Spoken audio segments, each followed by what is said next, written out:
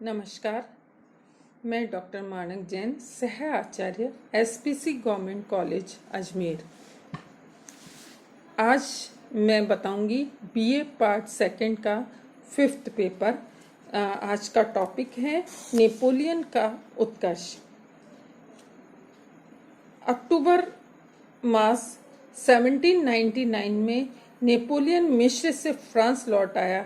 जैसा कि कहा जाता है कि वहां आकर उसने फ्रांस की स्थिति का अध्ययन किया और 10 नवंबर को सेंट क्लूड नामक स्थान पर कूप द इलेट के माध्यम से उसने संचालक मंडल का अंत कर दिया। उसी दिन सायंकाल व्यवस्थापिका के दोनों सदनों की बैठक हुई।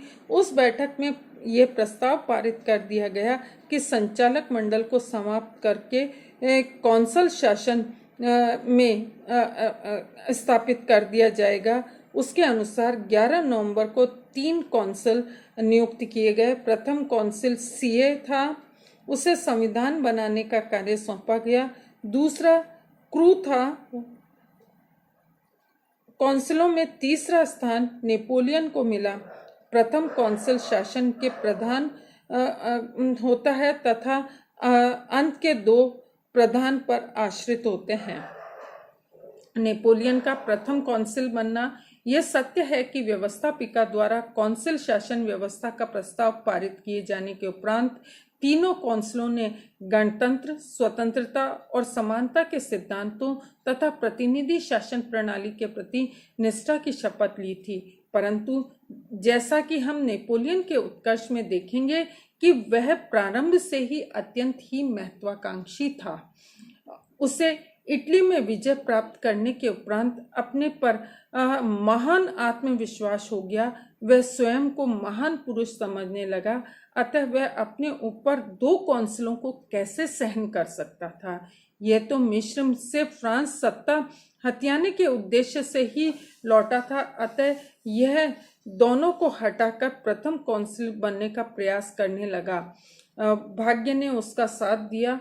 कुछ हफ्तों के उपरांत ही सीए ने अपने पद से अवकाश ग्रहण कर लिया और क्रू को भी उसके ही अनुसार कार्य किया। उसके स्थान पर कुछ अन्य काउंसलर नियुक्त किए गए, लेकिन उनकी आयु अधिक होने के कारण वो अच्छा कार्य नहीं कर सके।